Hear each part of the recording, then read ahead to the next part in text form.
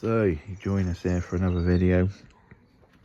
This one is just getting something to work on the standard Ford dash that hasn't been working for a long time, and the reason why it just hasn't been wired in. So over the last couple of years I've managed to get quite a few things to work. Obviously I've got the rev counter to work with the VW Audi wiring loom, and obviously the engine. The plus side is this dash is a stepper motor, so it's got a motor for each thing, so that has helped in this conversion massively. So we've managed to get a signal wire thanks to Stav Tech and Thomas, because I was a bit stumped on the wire that I thought I should be using, but they told me to use a different one for, I think it was for the cruise control. And anyway, it got it working, which was good. The other thing I got working was the speedo, because that bugged me a little bit that wasn't working. That works via the AEM gauge. That has basically like an output on that gauge that's run by GPS, so that puts an output on the VSS, I think that's right, wire. It was a while ago I did this, so excuse me if that was wrong.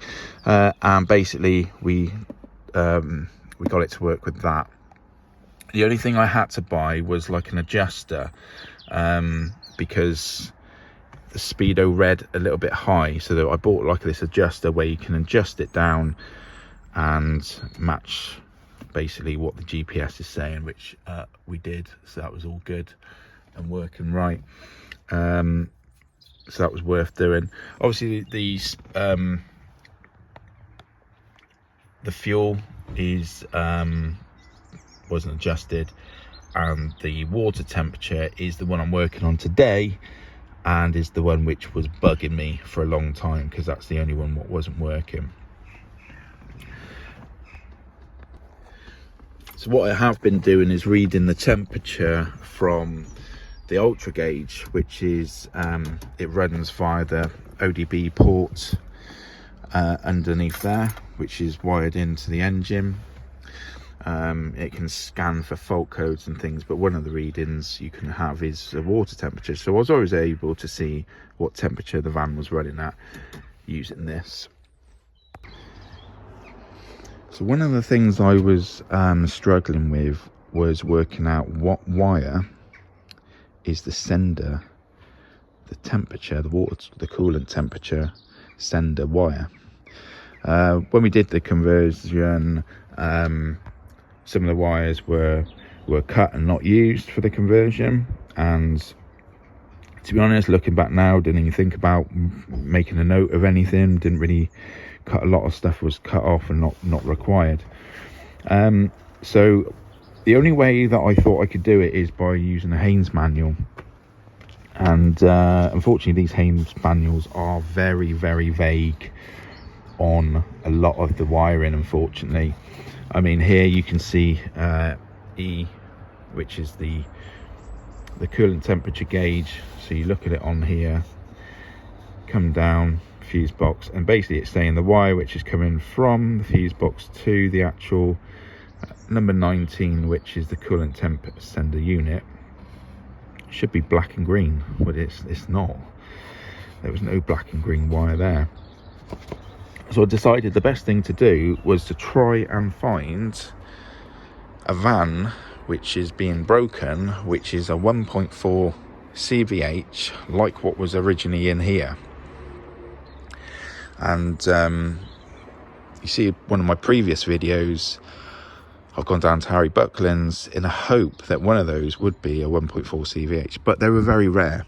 A lot of people, when speccing these vans or buying them, they wanted the diesel because it was better on fuel. If you got a number of these in your company, you wanted them to be diesel to be good on fuel. You didn't want a petrol van. So the 1.4 CVH injection was very, very rare. So luckily, it was on my radar to do this sort of job at some point, but I was struggling to find a break-in van with that engine in. And until recently, a month or two ago, I had a message from a chap saying he saw me out and about in the van around Gloucestershire, and would I be interested in any parts? And I was like, oh, possibly. What have you got? And he sent me some pictures, and I just said, oh, what engine's in it? 1.4 CVH injection. So yeah, I couldn't get down there fast enough. So luckily they let me take the bits that I needed on it, which was basically this. So this is the temperature sensor. This is a brand new sensor that I bought. So I couldn't really take the one off on the van. I didn't have any jacks or anything, but it was more the wiring and stuff I needed. So I wanted this plug. That was the most important bit I needed, because it had the colours on. I could then follow the wiring on that guy's engine up to where the where the battery was, and I could work out where it all went and what part of the loom was required. So I ended up cutting that off and bringing that back, and I'll input a picture here of the loom that I cut. And from that, I could then match it up onto the van, because literally it's a white wire, and the white is a signal wire. That's all it is. So I knew the wire that I needed was a white wire. So after a lot of rummaging around down in here, I have found the white wire, but there's two, so I'm not massively sure which one it is.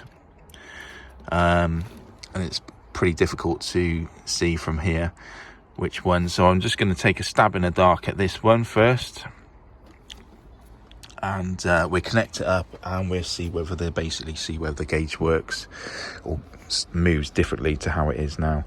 But the plan is, I've ordered up some coolant hoses from Rouse Motorsport for an RS2000, because it's a very similar route, and I'll update these.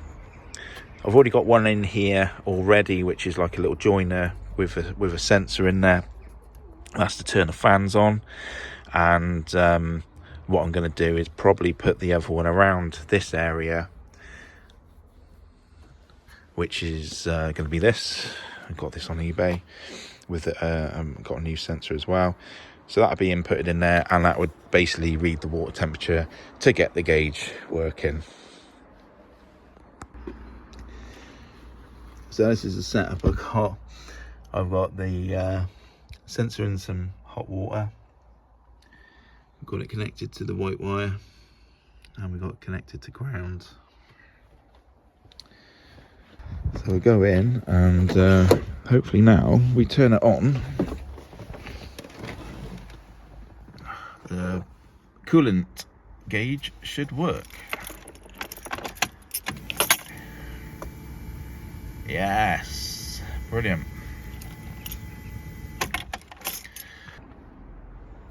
So yeah, that's good. So we're waiting for the coolant hoses to turn up now, and it's typical, you're ordering it from someone who doesn't really say that these are all made to order. I kind of thought they might have had them on the shelf ready to roll, but now we're looking at about 15 days on the old lead time on that one. So as soon as that turns up, we can get that adapter in, get that sensor in, and I've got a really good ground just down there. You can see a wire going to it down there, the red one. That's a good ground, so we can tap into that and do a decent wire all the way up to the signal wire up the top there, which actually I might do now, as it's flipping dry in the UK at the minute, and the sun's out, which is mega rare. And it's just like these little jobs which just take time to sort out, you know. I've been looking every now and then for a van 1.4 that I could go and rob some wiring off to work out what it was. And obviously, like I said, they're flipping rare and they don't come up very often. So thank you to that guy who messaged me, because you've massively helped me out. And I know he does watch the videos and has an update on the van, and to see what's going on with it. So yes, mate, your wiring has done the trick, and it's helped me determine exactly which wire it is. Alright, so we have some Rouse Motorsport hoses come in at long last. These are for an RS2000, so it's very similar shape to what I need. Kind of that shape from the top of the radiator to here. We got some pipe cutters. We're going to cut this, feed the fan switch in. Obviously this little part here, which is part of the Audi system, which goes off down to cool the oil filter and goes off to the bottle for the overflow at the top here. So we've got that to fit, and then we've got the adapter then with the sensor on, and I'm hoping, I don't know, I might be able to get two along there and change the angle of this. I won't see until I take it off and do some bit of measuring and seeing where we are with it, but that's the plan. Alright, after a bit of head scratching and trying to work out angles, I'm pretty happy how it is now. So we've got the fan one there, and then I've had to put an adapter on here just to get this angle, because this is a good shape, but the pipe here is basically joined. There's a joint, I put a joiner in there, so the pipe was up facing me basically, and this end had to go on it. It just didn't really work. So luckily I had a little joiner, and I've had some old bit of pipe which is good condition, and that just seems to work really well now. So we've got the gauge one on there here. It just all fits really well. It's not rubbing against anything, which is good. Now you might have some questions as why am I not teeing into the factory Audi VW temperature sensor there? Well, I've read online quite a bit, and they do seem to read slightly different. I guess it's like the resistance in the sensor or something. So I don't think this is going to work with the Ford dash. So rather than start hacking into here and finding out that it doesn't work, I am using an adapter there with the Ford sensor, just so the gauge works correctly on the dash of the van. But yeah, it would be a lot easier if I could just tee into that, but I'm pretty sure it will not read correctly. Reading online about a lot of the Mark 1 or Mark 2 Golf boys, when they change the engine and put a 1820 valve in, it doesn't read right on the dash. And I've read some other bits and pieces of people doing conversions, and it doesn't read right. So I'm not even going to go down that rabbit hole of trying to figure that out. I will just fit the standard sensor down here. But anyway, I'm pretty happy with that now. I definitely do need some good clamps, so I'm gonna have to go down to the local car part guy and get some clamps today, because that'd be good, and I can just get this job done and dusted them. So I've got these pipe cutters, definitely worth getting if you're doing any work like this. Very good. I've hacked up these Rouse Motorsport hoses, but it's done the job at last. So I'm going to count up what sort of how many of these I need for various bits, and definitely get some new Jubilee clips to replace these horrible things. So I'll shoot that shot, because I'm not really using them, they're junk. Well, we got it in. That's all okay. We're just mocking this up at the minute to just get this working. I have got some stuff to cut. I don't really like this blue wire, but as always, you can never find black when you need it. I've got a brand new bottle to go in with a black top this time. These are like £10-12 to buy brand new, so the other one was looking a bit discoloured. And that's another thing I like about these engines. Things like this, you try getting a Ford one, you're paying stupid money, 80-90 pounds. But anyway, these are like 12 quid, black top rather than the blue, and we're just draining this off to do that. This is a worthwhile investment. A folding bucket helps with little jobs like this. Got it all in. Checking for leaks, all seems okay at the minute.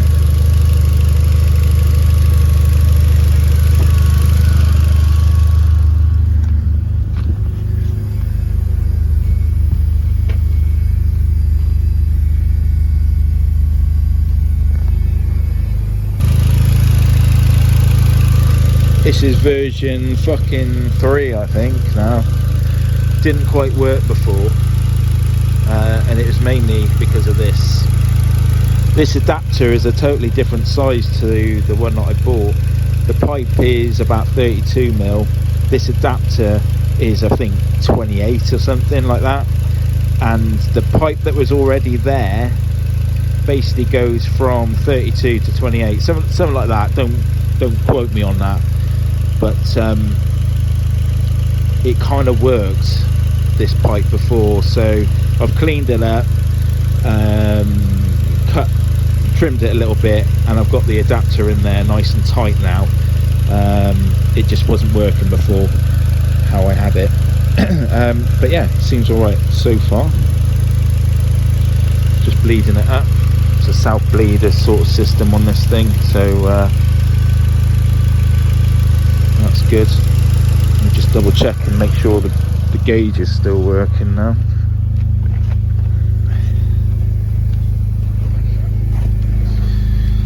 Yeah, gauge is going up.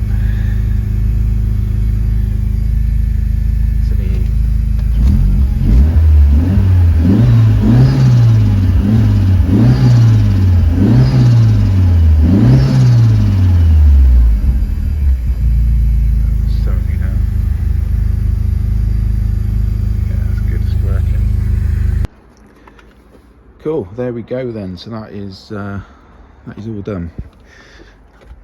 So I'll just put some of this tape across here just to hide the wire. Coolant's all good, no leaks, test drive was good, and I don't need to go and buy another adapter now. I've just reused these 2 bits of pipe either side, which fit great, so that's all right. But yeah, there you go, that's another job done. Bit of a pain in the ass to do, but it seems to be good. Oh yeah, and as I took this off, this filter just fell a bit as well, so I siliconed all that together to keep that together until I can get another filter that size from somewhere. But yeah, so that is the bay so far, up to date. I much prefer the black cap there.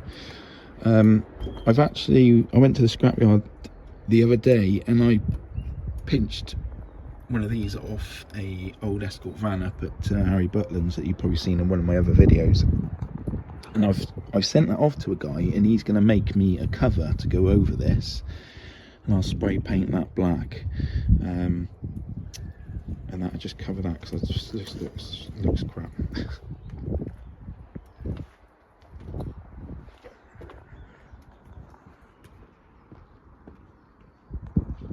Alright, so that's about it for today's video. It's all up and running, test drive was good, put a little snip of it in here, and yeah, we got a couple of shows coming up very soon, so that's it for this video.